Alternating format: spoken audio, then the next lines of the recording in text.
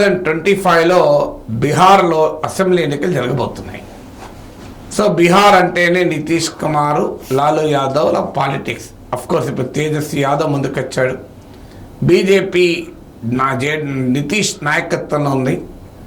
ఈ ప్రశాంత్ కిషోర్ బీహార్లో జన్ స్వరాజ్ అభియాన్ అని చెప్పి పాదయాత్ర చేస్తున్నాడు. ఇటీవల ఎన్డీటీవీకి ఇచ్చిన ఇంటర్వ్యూలో వచ్చని చెప్పింది అయితే 4800 గ్రామాలు ఇప్పటికీ పర్యటించాడట. సో ఎన్డీటీవీ ఇంటర్వ్యూలో ఆసక్తికరమైన ప్రశ్న అడిగారు. బీహార్ సీఎంగా ప్రశాంత్ కిషోర్ 2025లో ముందుకొస్తాడా అని.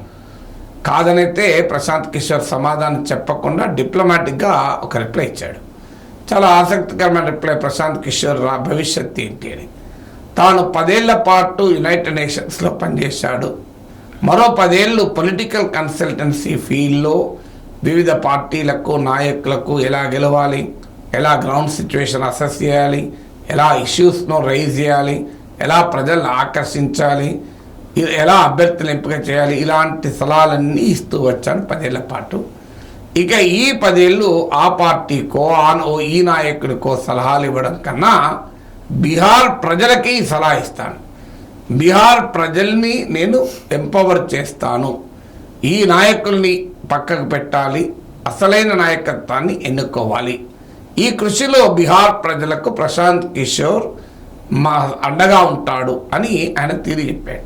అంటే ఇండైరెక్ట్గా ఆయన చెప్పింది ఏంటంటే, భాష ఏదైనా భావం ఏంటి అంటే, ప్రశాంత్ కిషోర్ ఇప్పుడు ఆ పార్టీకి ఈ పార్టీకి ఎలా గెలవాలో సలహా ఇచ్చిన వాడు ఇప్పుడు తాను గెలవటానికి, తన రాజకీయ పార్టీ భవిష్యత్తులో పెట్టబోయే పార్టీని గెలిపించటానికి, తనకు ఈ 10 ఏళ్ల పాటు అనేక పార్టీలు స్టాలిన్, మమతా, కేజ్రీవాల్, అమరేంద్ర సింగ్, ఇలా అనేక జగన్మోహన్ రెడ్డి వీళ్ళందరికీ ఇచ్చిన సలహాలను అనుభవాల్ని తాను బీహార్లో ప్రాక్టికల్గా వాటిని ఇంప్లిమెంట్ చేయాలని అనుకుంటున్నాడు. అందుకే నాకు ఈ 10 years నేను బీహార్కి అంకితం చేస్తాను. దేశంలో బీహార్ను టాప్ 10 స్టేట్స్లో ఒకటిగా మారుస్తాను. బీహార్కి అంకితమని అంటే చాలా క్లియర్గా పొలిటికల్ కన్సల్టెన్సీ ప్రపంచం నుంచి ప్రత్యక్ష పాలిటిక్స్లో తానే ముందుండి, వెనక్కుండి స్టీరింగ్ నడుపుడు కాదు, ముందుండి తానే నడిపించాలనే నిర్ణయానికి ప్రశాంత్ కిషోర్ వచ్చాడు.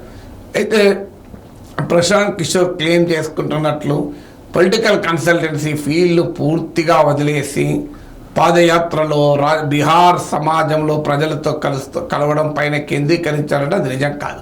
అది నిజమైతే ఆంధ్రప్రదేశ్లో ఎన్నికల సమయంలో హైదరాబాద్ ఎందుకుంటాడు ప్రశాంత్ కిషోర్? బీహార్లో పాదయాత్రికుడు హైదరాబాద్కి ఏం పాదయాత్ర చేసుకుంటూ వచ్చాడా? బీహార్లో పాదయాత్రలో మధ్యలో హైదరాబాద్ ఉంటుందా? హైదరాబాద్ ఎందుకు కనబడ్డాడు?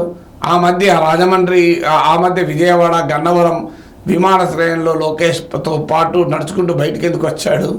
సో అందువల్ల పూర్తిగా పొలిటికల్ కన్సల్టెన్సీ ఫీల్డ్లో లేను అని చెప్తున్నా. రియాలిటీ ఏంటంటే ఆయన తన ట్రాన్సిషన్ పీరియడ్లో, అంటే పొలిటికల్ కన్సల్టెన్సీ నుంచి పొలిటీషియన్గా మారుతున్న ప్రస్థాన క్రమంలో ఇంకా ఏదో ఒక రూపంలో ఆ పొలిటికల్ కన్సల్టెన్సీ కంటిన్యూ చేస్తున్నాడు. కోర్స్ ఆయనకు కూడా ఇప్పుడు జన్ స్వరాజ్ అభియాన్ ఉంది, రేపు పొద్దున్న రాజకీయ పార్టీ ఉంది. సో దానికి కావాల్సిన నిధులు ఉంటాయి.